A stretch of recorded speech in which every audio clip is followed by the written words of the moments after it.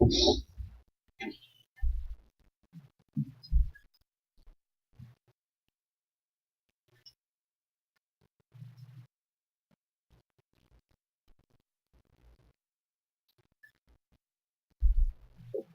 afternoon, and welcome to the Council.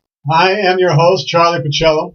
It's been a couple weeks since we've been on the air, and boy, do we have a great show for you today. I just want to thank KUHSdenver.com, our host here who's been sponsoring this show and who's been putting it out on the platforms out there for all of you to watch. Without KUHS Denver, we would not be able to broadcast. And so I just want to thank them.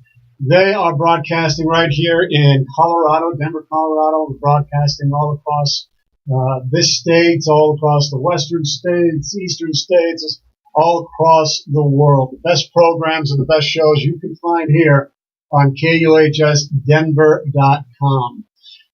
Just in a few weeks, just a quick announcements before we get into the show. I will be announcing my first book, first published book. It's going to be called Meditations with Masters of the Axial Age.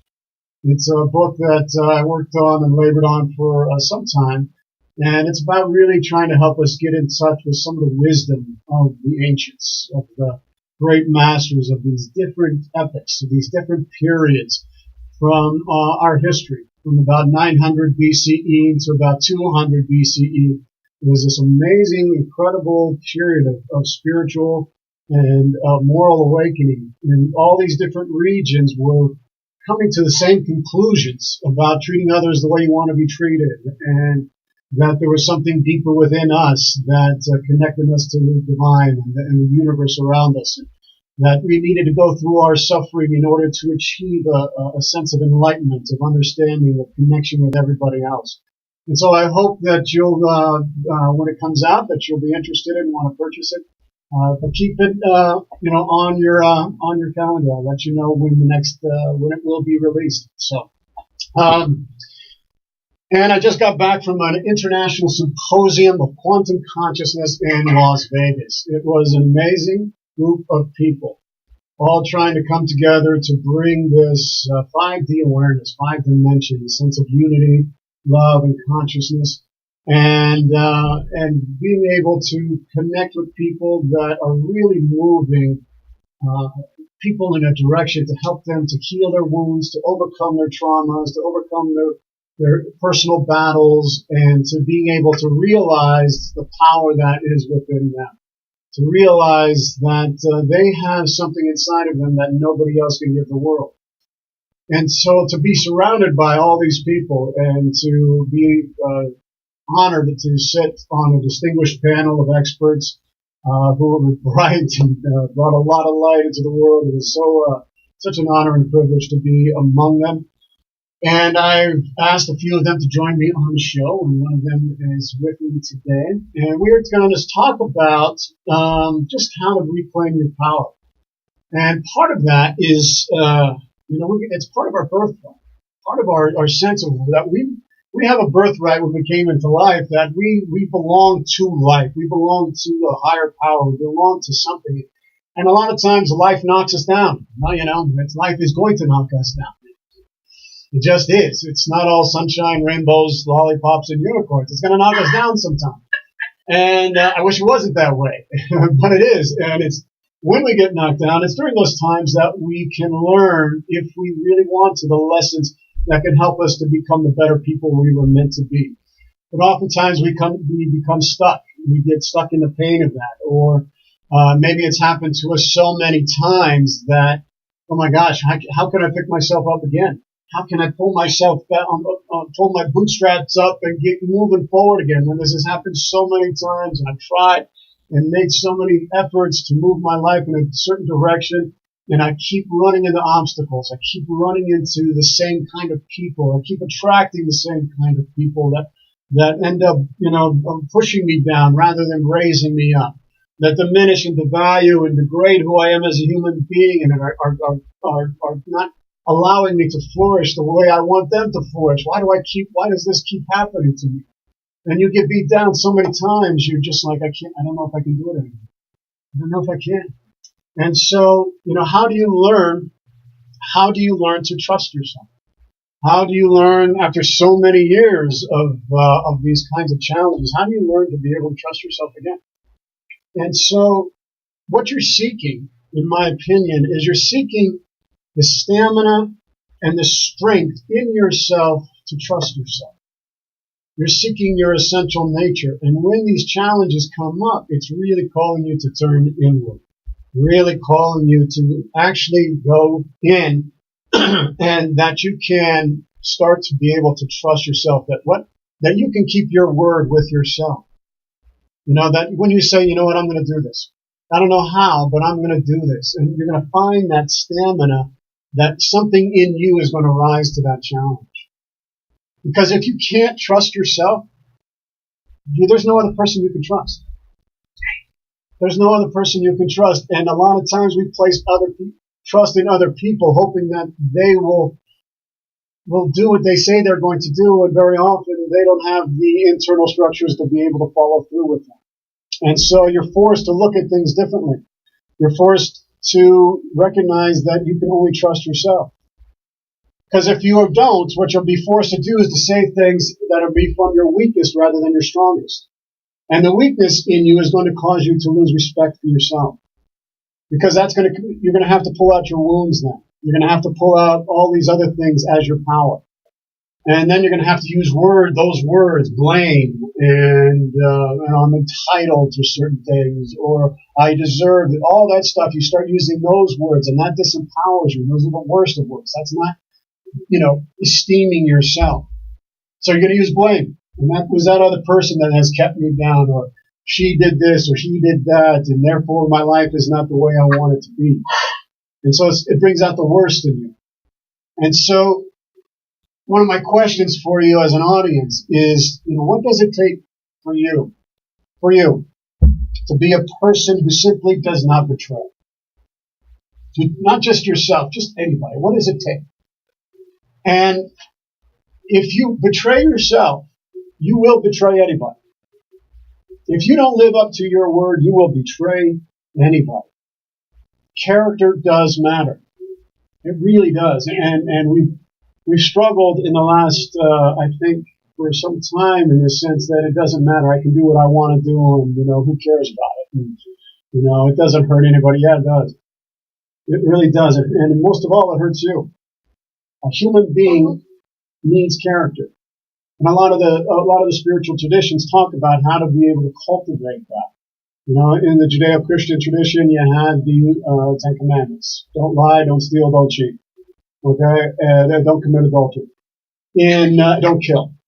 Okay? In the Yoga Sutras of Patanjali, it talked about pretty much the same kind of things. Ahimsa, don't harm anybody else. It's the same thing as don't kill. Don't steal. Don't be greedy. Sexual integrity.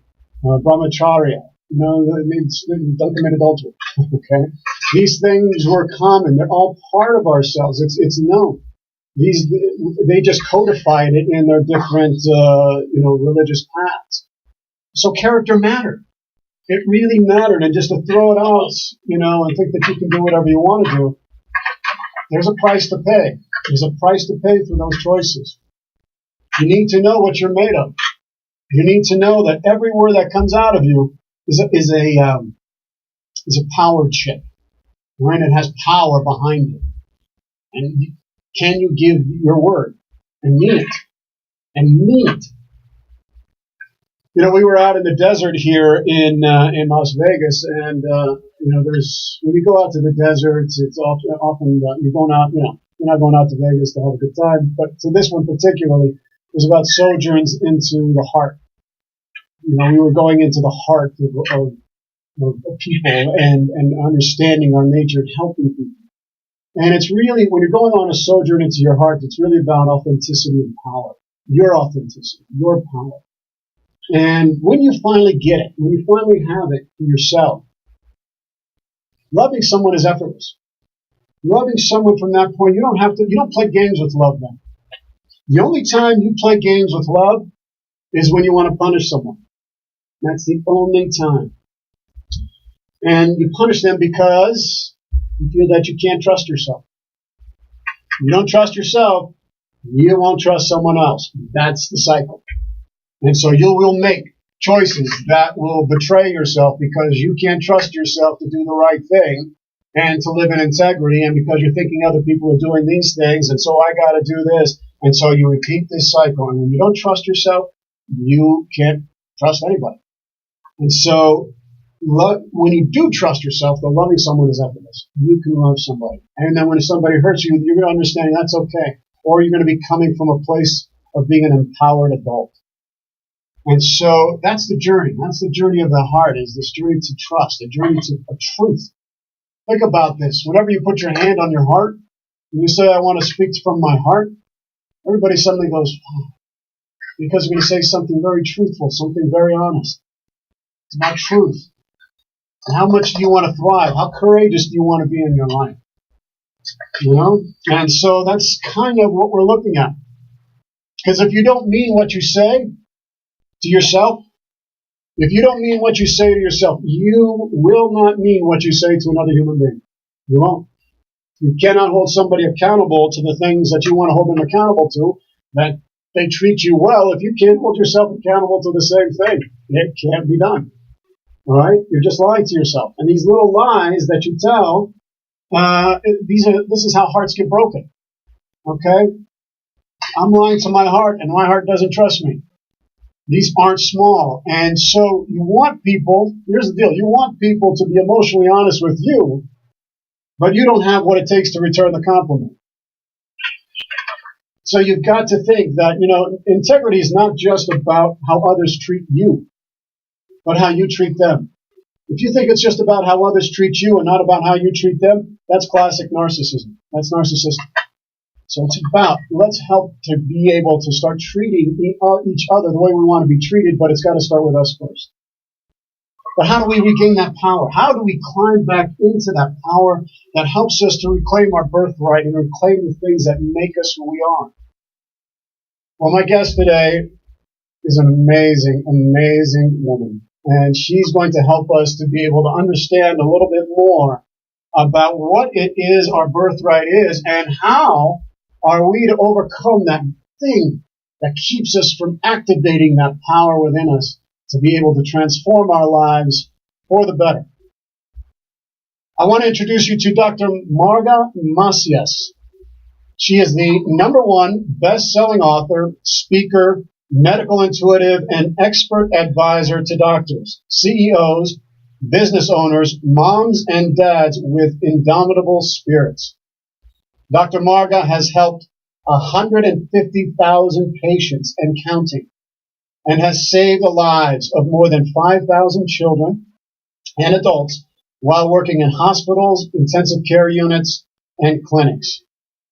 She is the creator of Turn Diabetes Around and Birthrights, coaching clients to achieve optimum health, and wellness of the mind, body, and spirit. Their success stories are proof of her compassionate guidance and tireless work. Dr. Margus, welcome to the show. Thank you. Thank you for having me. Oh, no, thank you. It's been, when I met you last week over at the conference, I was just like, wow, what an incredible story, incredible human being. The things that you have done in your life is just, and what you have been able to overcome in your life to achieve and to reach the success that you have, and with such an open, compassionate, humble heart. I thought, my gosh, I've got to introduce you to my audience and the audience here around the world about the work that you do. Dr. Marga, could you please share with us a little of your background and how you came to the work that you're doing? Well, I was born and raised in the Philippines, and I came to the United States for my training. I come from a family of doctors. Both my parents are doctors, and out of the 4 siblings, 3 of us became doctors. And so I felt like I was destined to follow in their footsteps, being the firstborn child. But I have no regrets, because I've always wanted to be able to help people. I watched my parents heal. I watched the difference they make. I watched their patients be so grateful and the lives that they've saved. And so I said, I want to be just like that. And so that's how I turned out to be where I am. But life circumstances gave me lots of hard lessons to learn. And through that, I've been down in the trenches, and I've had a lot of earth-shaking, near-death experiences. Death not only for my physical body, close to that, but also my mental, emotional, spiritual well-being. And then that's when I made the decision, what am I supposed to do at this point? And it took one massive turning point when I almost died from a ruptured aneurysm in 2008 to make me realize that I have something to do in this world. I have a purpose. The reason I survived is because my life's mission is not over.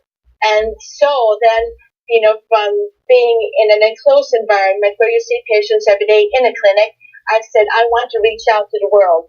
I want to help people overcome anything that life could throw at them.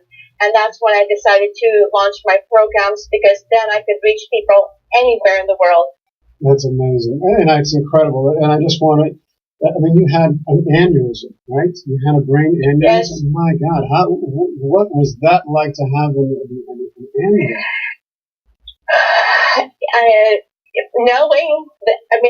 Being a medical doctor, I know what aneurysm can do and how lucky I am that I'm even alive here and speaking to you. Yeah. Because, half of the people with aneurysms die on the spot. There is no making it to the hospital, no making it to the emergency room. They just die on the spot. And then there's a huge majority that come out with, what we call deficits, who are not the same person anymore. Either they're paralyzed, or they lose their mental facilities, or the use of their body. And some of them, in a very small handful, maybe like 2% of the population come out completely unscathed.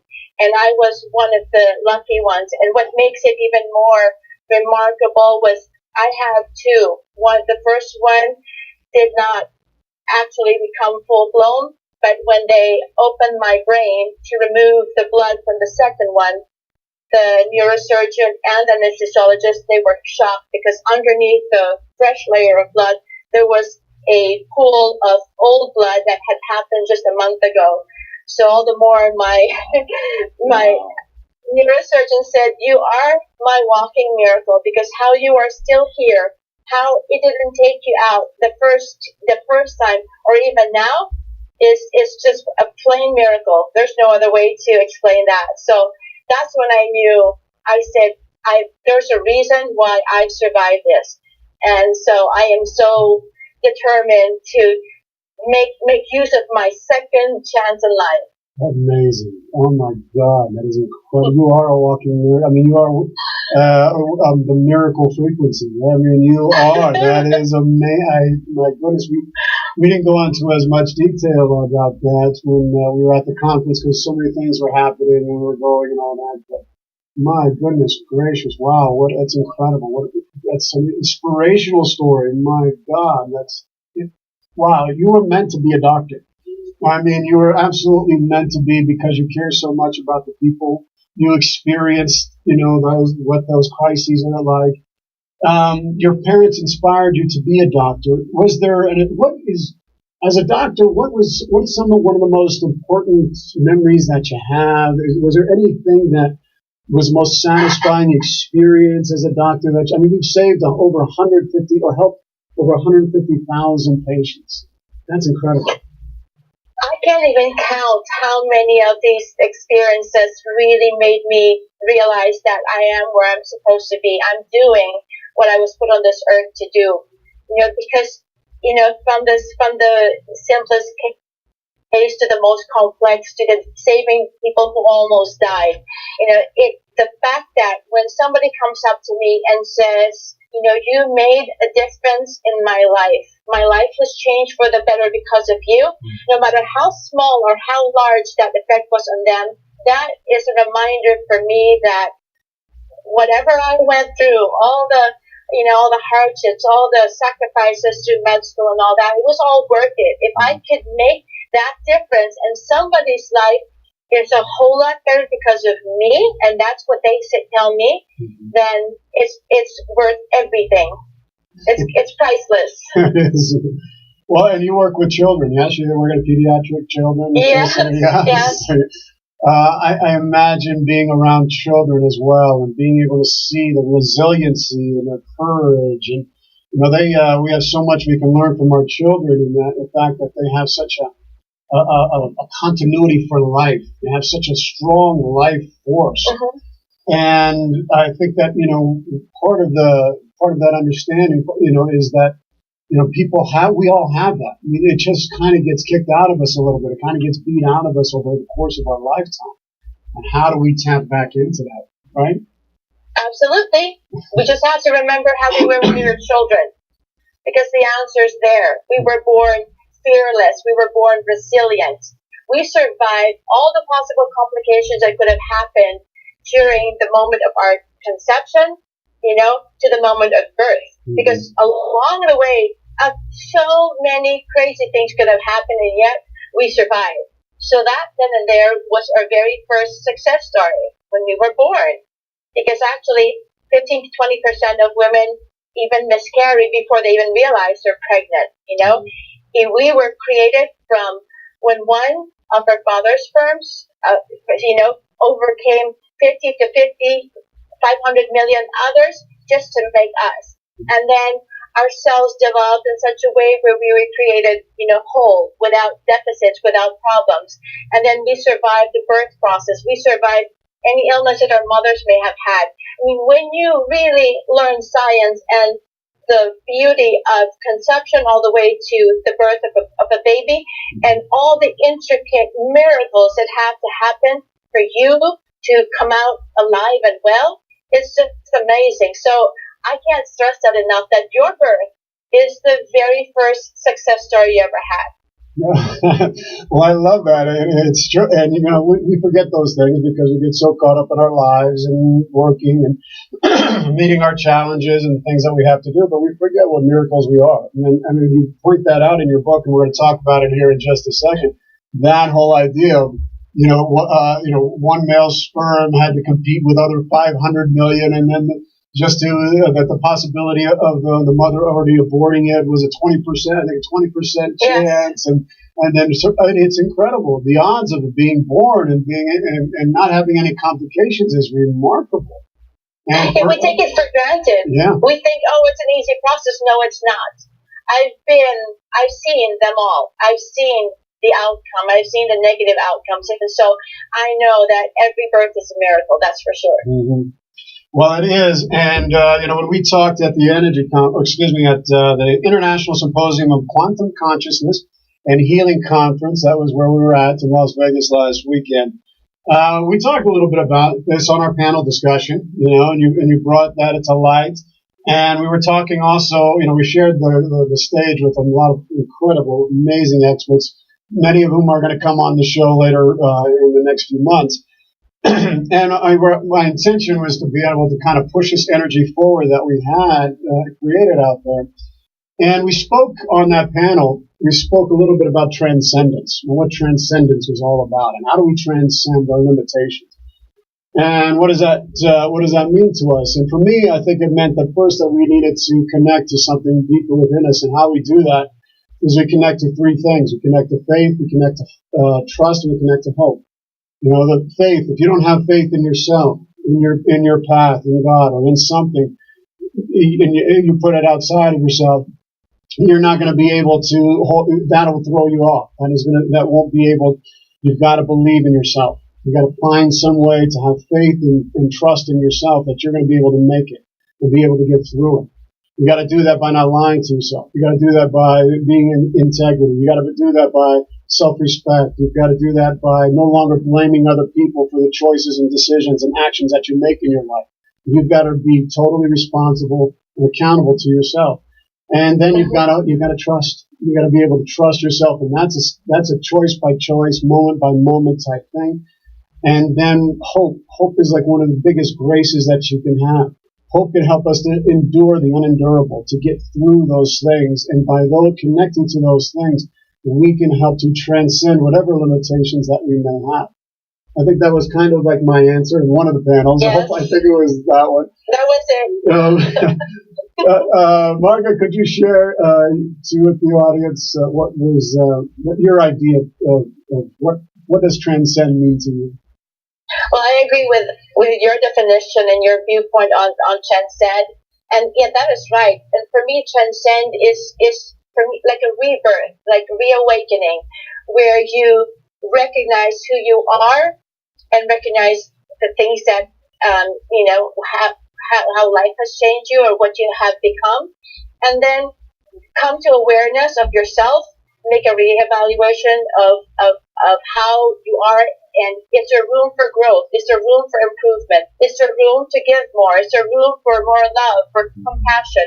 And then when you put these all tools together and you become aware and then you rise above that, you go beyond your comfort zone, beyond your limit, and you are at a whole new level of learning, giving, growing, and receiving. For me, that's transcendence. I think that's great. Yeah, I agree with you. When you can grow and you're receiving and you're allowing that, I think it's absolutely.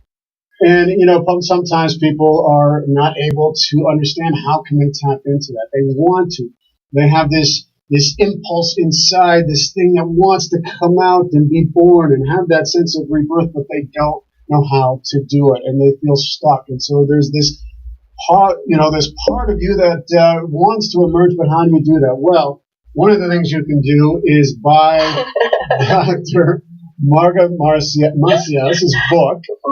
Did I say that right? Macias. I'm so sorry. Macias. Dr. Marga Macias' book. It's the #1 best-selling author of Birthright. 5 Secrets to Reclaim the Power of You.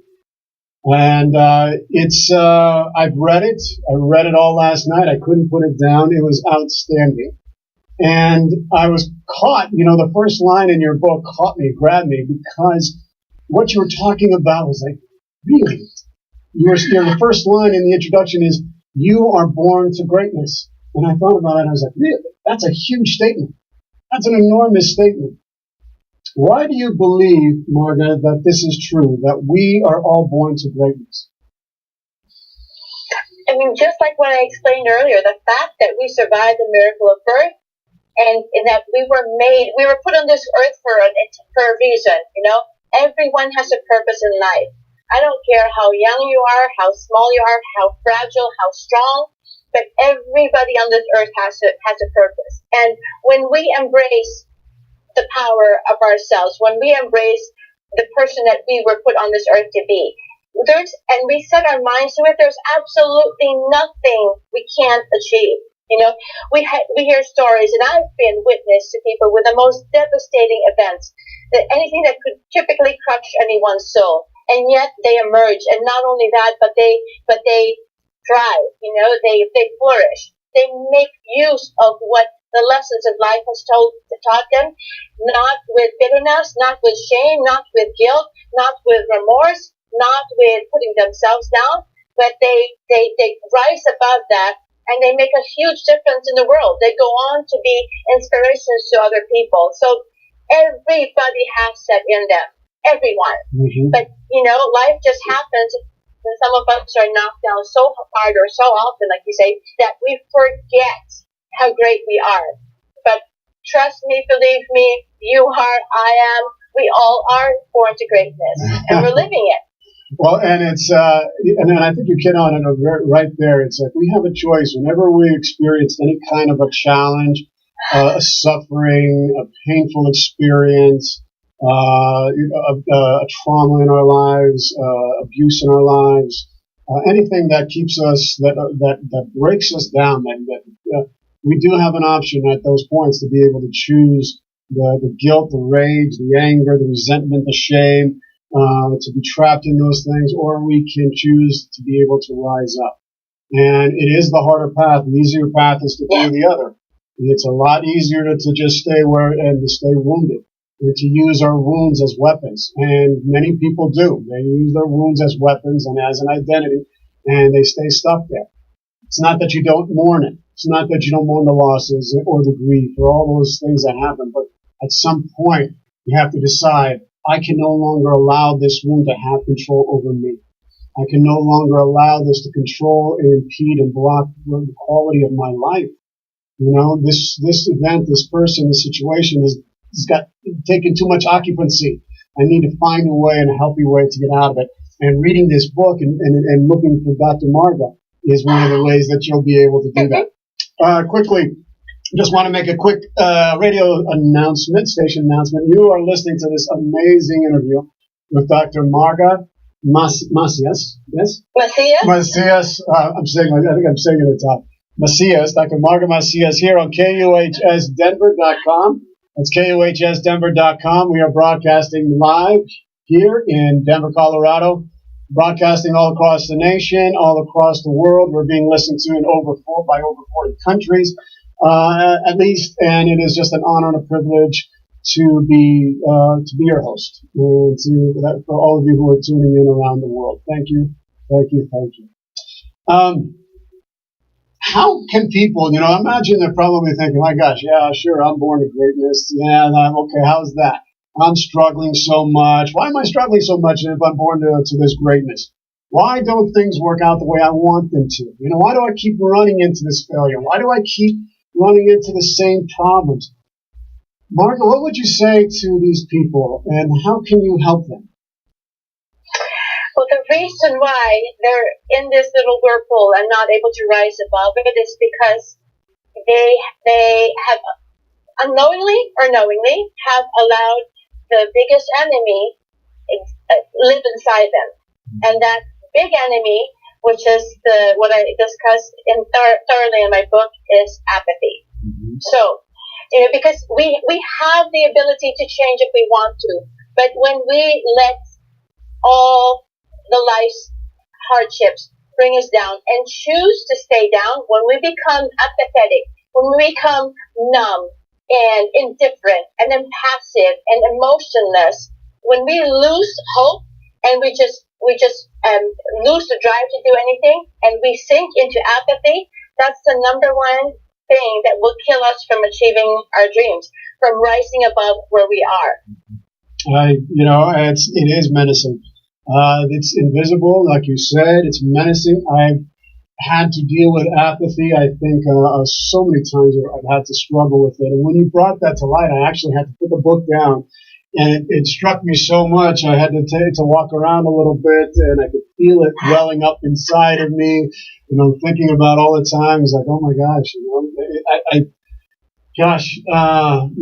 I can remember, and I still, struggle with it because I've had successes, and I've also had a lot of failures. And where I've struggled, I've had great ideas, great concepts, devoted and motivated myself to, get degrees and get, my master's and working hard and giving over myself to all these different organizations, and then things just didn't quite work out. I have my own ideas. I initiated them. And then I lost focus. Then I lost the energy. I couldn't cross the finish line in some things. And then that would come back on me as being a failure, as being, there's something wrong with that. Why do I fall into this inability of not being able to cross that finish line and to follow through to the end?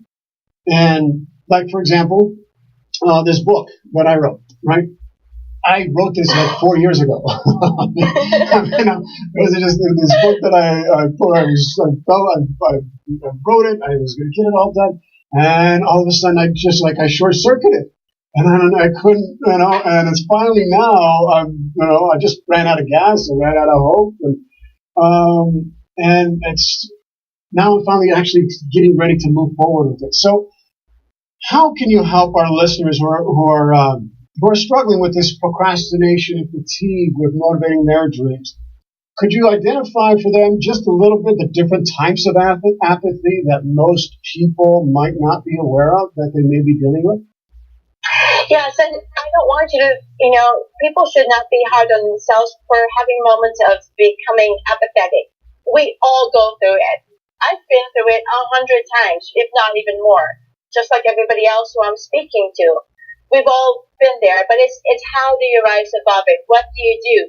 And my point here is to recognize that it is happening to you, and recognizing what's triggering this again, and recognizing what is that what does that do to me? What are the roadblocks that happen when I allow myself to stay longer in this apathy? And then you decide, do I stay here or do I move forward? So it's really, if you look at it, it seems like a simple process, but it's of course more difficult because you're dealing with pain and emotions and heavy things like rejection or failure or loss. But then the choice absolutely is yours. And so it's everywhere. There is not one person alive who has not at one point or another been apathetic. And there's different categories, but in the healthy population, they call it like the four subtypes of apathy. The first one is what we call generally motivated, and that's 61% of the population. And thankfully it's 61% because these are people who have a drive, they have a plan, they have a goal, but then, they are just so physically worn out to be able to do it. So in other words, the mind is willing, but the body is weak, maybe because of being overworked, of so stress, of being unhealthy. So that's a population of generally motivated, where you do have a plan, you do have ambition, you do have a drive, but you are so exhausted and worn out that you're not able to carry through your plan. And then the second type is the behaviorally or socially apathetic, and that is 25% of the population. And this is the group where they are more fatigued and more depressed. So again, they feel like I feel unworthy, or I'm not accepted for who I am, and therefore I withdraw. I feel sad. I feel depressed because I try hard, and now I'm put in an awkward situation. I don't feel like I belong. I don't feel like I'm accepted, and therefore I step back because I'm afraid to get hurt again. So that would be the behaviorally and socially apathetic. And then there's the emotionally apathetic group, and that is 12% of the population. And it becomes more and more severe as you go down. In the emotionally apathetic, which is 12% of the population, this is typically where you find anhedonia.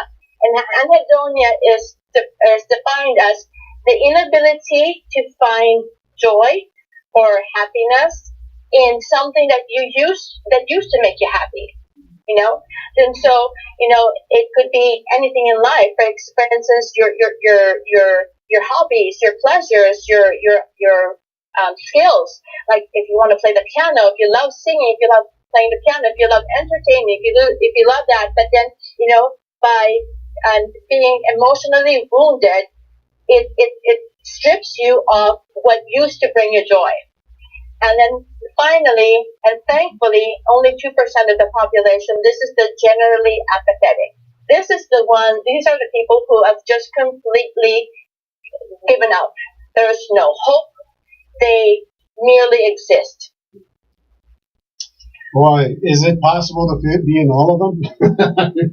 When you're listing all those things, Marga, I'm thinking, my gosh, I have, experienced all of those on some level in some way, and it's made it very challenging and difficult at times to be able to navigate through the situations that I've had. And we're reconnecting to you here in just a second, but it's I imagine that when this happens and you're feeling this way, and it creates a sense that you can overcome those things. And so we're going to go ahead and call her back here, because sometimes these things happen when you're working with technology. We're bringing you the best things from all over and best people, and these things happen while we're on air. It worked out great. Look, anyway, I've experienced all those things. And so, it reminds me that we have to face our apathy. And one of the time, and sometimes when you've been emotionally wounded so bad, or you've experienced so much pain, how do we be able to pull that out? How do we face our apathy? How do we face it and take back control of our lives? Well, like we say, first of all, you have to face the pain head on.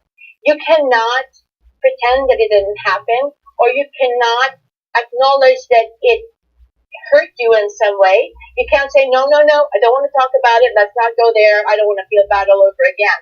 Because in facing the pain, you have to also embrace and recognize how much it changed you. You know, this is how I was before. This is what it made me become.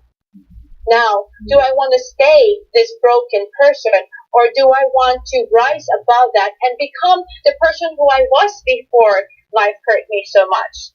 But unless you face it, unless you face it head on and recognize this is how much has affected me, this is what's become of my life with this living inside me. If you don't refuse to see the difference, if you refuse to see how much it ate you up inside, how much it hurt you, put you down, destroyed you, then that should be your impetus to try to move forward, because it's your choice. Do I stay here or do I move forward? And another thing that helps you overcome that is you need to acknowledge that things cannot be changed. It's crucial because, and then of course we're left with, I should have done this, I should have done that. If only I did things this way, we're overcome with guilt. And, my life wouldn't have been this way if they didn't do this to me, or if I didn't choose this direction, or if they didn't, convince me to do it this way. But and then I could have changed, my life would have been different if I did this instead of that. But you have to realize, okay, yes, it happened, but the past is past. There is no rewind and record button all over again. You can't. This is done. It's done. So you have to recognize, okay, this is what it is. And besides, another thing I wanted to point out was really important. No matter what you could or could not have done, the outcome may have been the same anyway. And everything that happens in life has a reason. And yes, including the pain that we go through, including the failures, including the hardship. It's not some sadistic higher being that says, okay, Charlie, I am going to have you cursed for life, and this and this and this and this is going to happen to you. No, we all go through that. We all have our ups and downs. That's the balance of life. It's not going to be a bed of roses all the time, because one can't exist without the other. How will you know success if you don't know failure? How will you know joy if you don't know pain? How will you know love if you never experienced hatred? It's the balance of life. And then, so from that, of course, then the next step is to decide, okay, who's going to dominate? Me or my pain? And that should be, okay, make the decision. Do I stay where I am? Do I move forward? And then when you make the decision, then you take control of your decision. Take control of your future. Because the choice is absolutely 100% yours. Boy, oh boy, I think you hit on that right. I've got all what you're saying on these things. I'm like, oh my gosh, you're so right, And I think when I work with people and I teach my classes that I talk about, once one is done, it can never be made undone. You can't go back. You can't go back. You can't wish it away. You can't pray it away. You can't kick it away. You can't hope it away. You can't wash it away. You can't do it. And it's about, what are you going to do with it now? How am I going to live with this? And you're right. In those moments, when that moment hits in our painful past, it's so crucial to understand that, you get when that moment arrives where you are initiated into a new way of being. And sometimes you don't want it to happen, but when it happens, because it's a trauma, it's a rejection, it's a deception, it's a betrayal, it's an abuse, it's some kind of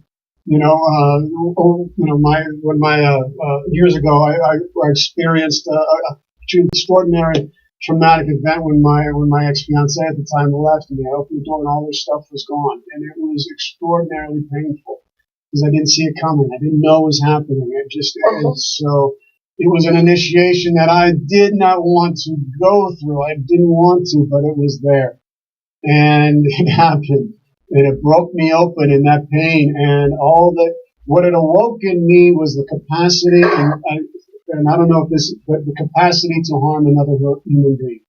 It awoke in me the capacity to destroy. And it took all of my effort not to want to act on those things. And when that finally passed, then what was underneath all that was the unworthiness, was the rejection, was the shame, was the loss. I would grieve and grieve for hours and hours on end, day after day after day, week after week. It was crushing. I didn't want to go on with life after that. And so it opens you up to a whole new dimension in yourself and you're symbolically dying to a way of life. But I didn't want to let go because I so wanted that old way. How important, in your estimation, Marga, is it for us to be able to put our past behind us? Is it crucial, and to effectively deal with our apathy, and why? It is absolutely crucial, 100% crucial, because when we don't put the past behind us, then it becomes our crutch. It becomes always our fallback. Oh, I can't do this. I'm not able to do this anymore because this happened to me. Or, oh, no, I don't want to go down that road because this is what happened to me before. Or they hurt me, therefore I'm afraid to try again. Or somebody deceived me, so I don't want to love again. Or somebody, so it's always going to be a crutch. And I find it very, very difficult to work with clients who refuse to let go, because then there's always a fallback excuse, and I'm done with the excuses. Think of the past as your baggage.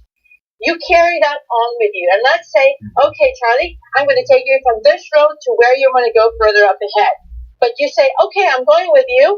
I says, but I'm going to carry my baggage. I'm going to carry my hurt, my past. How much longer do you think it's going to take for us to go there, especially if it's going to be an uphill climb? Because climbing out of apathy is an uphill climb. Now, if you say, I'm going to hold on to my luggage, to my baggage, my heavy past, my pain, then, how do you expect to be able to move forward with ease or faster? You can't, So it's either you let it go, and I'm not saying you forget. No one forgets their past.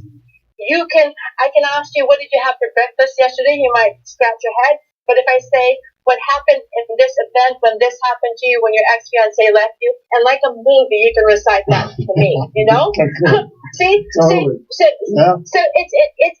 I'm not saying you forget, but then I'm saying it's like you just make that choice. What do you want to do? But you cannot. And another thing important to think too, if you stay in that vibration of a victim, or the one who was hurt, or the one who was betrayed, and that's all you stay in, you don't want to climb out of it, what do you think you're going to attract from the universe? The same. Yes, you do. Tomorrow it's going to come back to you. That's and right. then you wonder why is life this way? Yeah. Because that's where you want to stay. That's where you dwell. Yeah. And today, she's watching this. I thank you for doing what you did, because it opened me up to areas that I needed to take ownership of. I certainly made mistakes in that relationship. I'm not exonerating myself in any way. But I had to own that part, and I had to own my mistakes, and I had to move forward, and I've grown to be a better man as a consequence of it, and a healthier man. And one of the key things was to own my part in the relationship. I had to do that. And a lot of times people don't want to do that. They want to blame the other person and all that stuff, but there's a part of you that played that said, okay, I did this too, I caused you hurt. I did that, and boy, if we could do more of that, So. I mean, it's self-analysis too, because they reacted to the way how we reacted. I mean, so it's not, you're not 100%, free of hurting them in some way. Something have had to happen, otherwise it would have happened this way. But then, it's taking ownership for what you did. I acknowledge, yes, for instance, I was disrespectful, or I didn't give them the time that they needed. Something. I mean, you had a part in it. But again, it's not to chastise yourself or you beat yourself down. It's a lesson. So I said, okay, in the future, if this is what I'm faced with, I know better how to deal with it, because the way I reacted or acted in the past did not do me any good. What do you think, Marga? Is there a purpose to pain? These are pain. Is there a purpose in pain? And could you share an example from your life where you were able to find a relevance from a painful experience? I just shared with you a little. That was my rock bottom. Is there a purpose to it? Yes, I absolutely believe there's a purpose to pain, and pain may not necessarily be our enemy, because through pain there are so many lessons that we learn in life, very important ones. It's a lifetime reminder for us, that having gone through that before, we know the circumstances, we recognize it, and it's ingrained in our heads because the experience was so, painful, was so devastating for us. We remember it, and so hopefully, if that happens again in the future, then you know that if this is the way I approached it then, and it really hurt me badly, then maybe there's another way to do it, a better way to experience it or to deal with the situation. So it is always a lesson for us, and it's not, like I said, it's not a sadistic purpose. I mean, our intention for our lives. Sometimes the most painful things happen to us because it's like the universe tried to say, you're not supposed to go down that path, or this is not the person you're supposed to be with. This is not the life that's intended for you. You're going down the wrong way. So, I'm going to put roadblocks in front of you. I'm going to put you challenges until you wake up and see that this is not where you're supposed to be, And so, it teaches us monumental lessons, and pain is also a way for us to be a lesson for others, because when people see what we went through and how we survived, then they can get inspired by our courage or our resilience or our strength when we were overcome with that pain. It's not a curse. Pain teaches us very valuable lessons that we will, if we are aware and open our hearts and minds to it, it's going to actually help us along the way. Mm-hmm. Well, and you've experienced I just want from the place authenticity. You've experienced abuse. You've experienced domestic violence. You've experienced all that kind of stuff. So you're coming from a place. Our last show, we dedicated it to all women. We had a show about domestic violence, and so you're coming from that place of having experienced it. Yes. So Okay. Yes.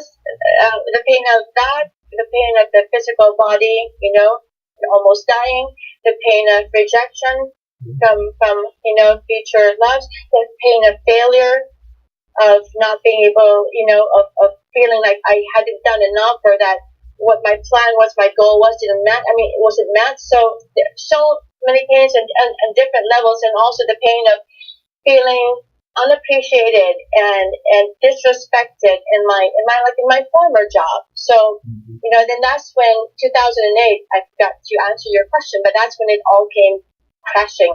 I had my aneurysm. I was in a job where I was severely underpaid, underappreciated, was not respected. And then, the person who I was with after my traumatic experience in my marriage, didn't feel comfortable being around me, because as the stronger I got, the more he felt, in his own words, castrated. And I was blindsided with that one.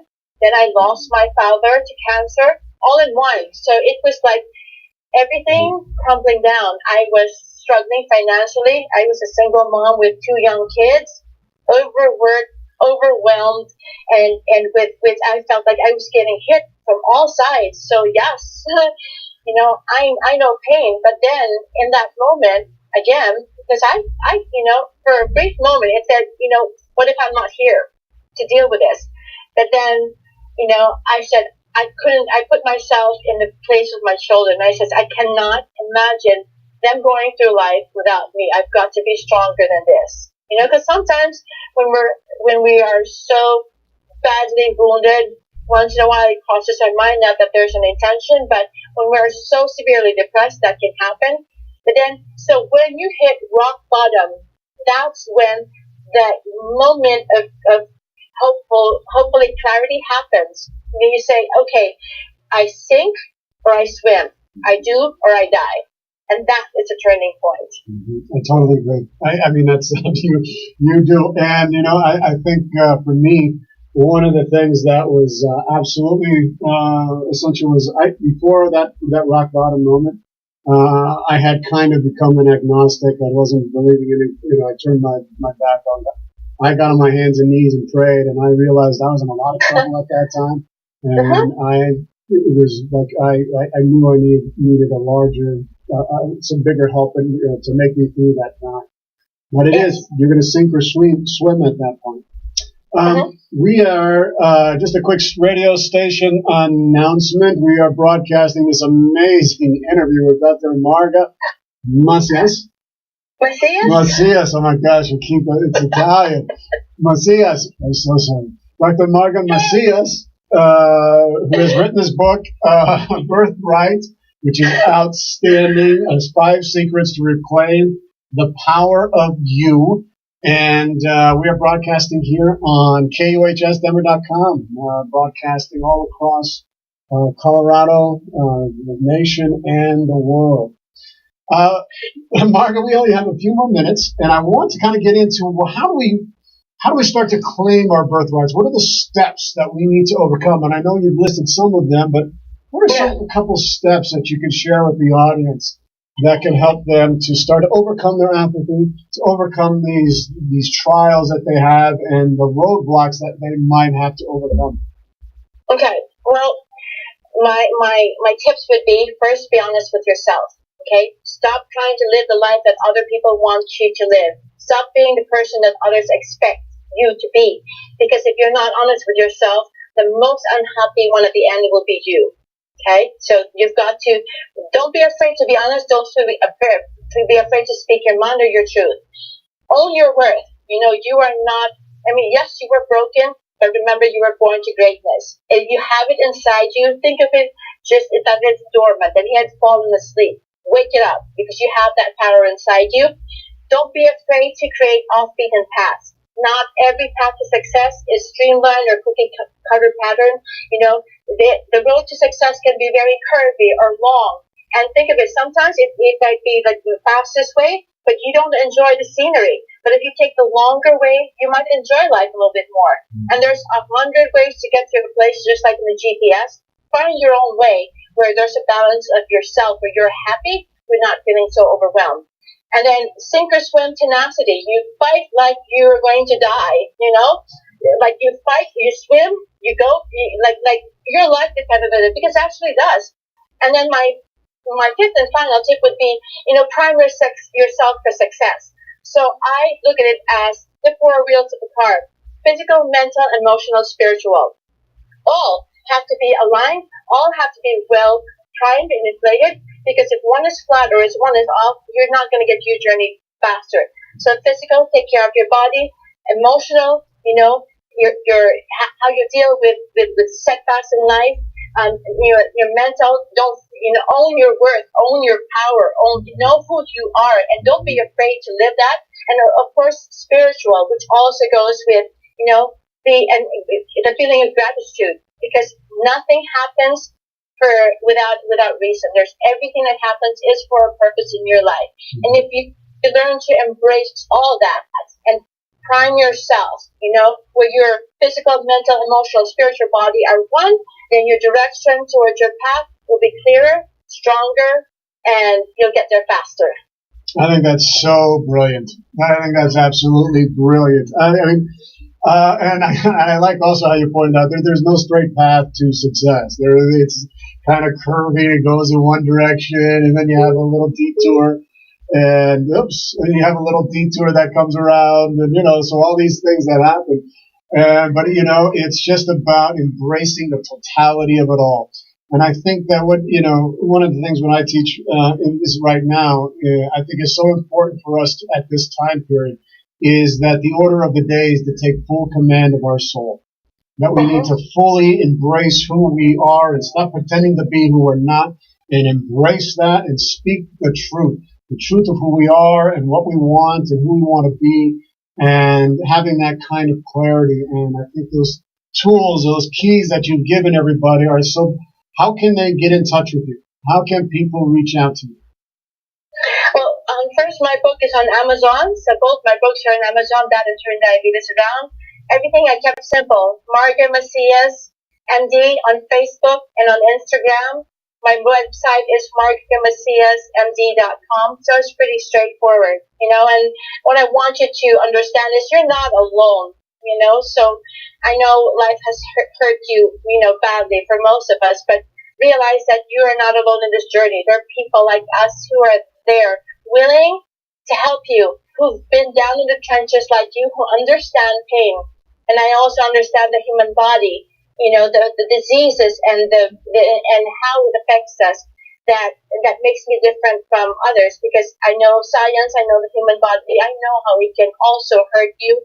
And so I just combine everything that I've been learning and been trained to do for so many years, 30 years now, and put it all together to help you live the life that you dream. Well, I think that is there what really makes you stand out as all wellness? What makes you different from everybody else? Is that integration of all those parts of you? Yes, and like I mentioned, so I have my medical background, so I understand disease. Yeah. I understand what drugs and what the ailments can do to your body, how it affects every single organ, every cell of your body.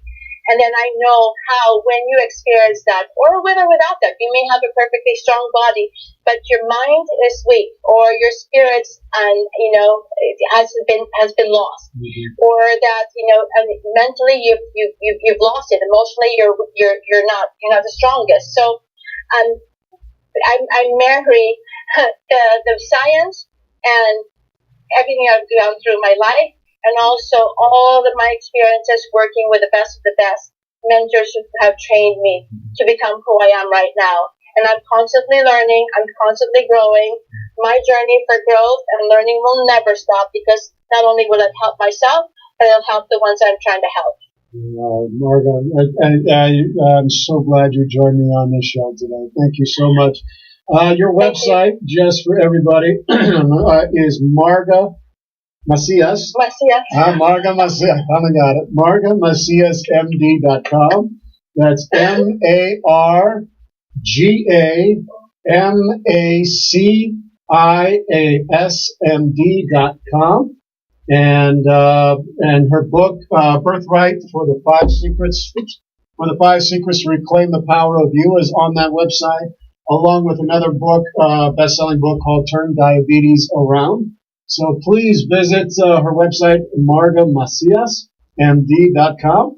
And Marga, before we go and close out the show, I can't believe we're already here at the end. I always ask my guests before we close out, if you could give one piece of advice, one bit of wisdom from your life experience, what would it be? Believe in your greatness. Own your worth. Acknowledge the gift that you are to the world and to others around you. Don't lose hope. Believe in yourself. I love that. I love that, Marga. It is. Believe in yourself. There's only one you. You can only be you. Only you can be you. So be the best you can be. And if you've got you, no matter where you are in life, you can always start over again, as long as you've got you. And that's kind of the theme of the day. So thank you, Marga, so much for being on the show today. Thanks so much, Charlie. It's been an honor to have you on. I'm just so. Thank you. And so please, folks, visit her website, go to her, order this book.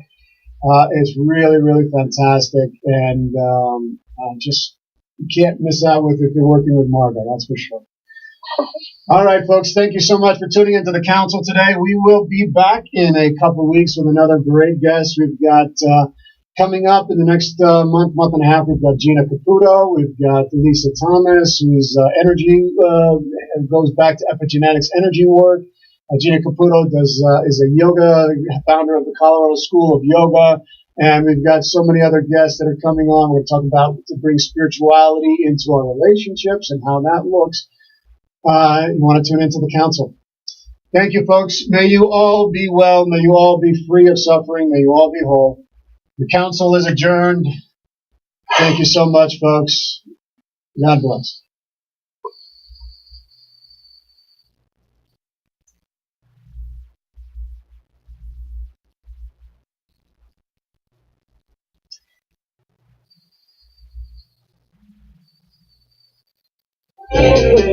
Oh yeah, if you forget me, oh yeah, gonna live.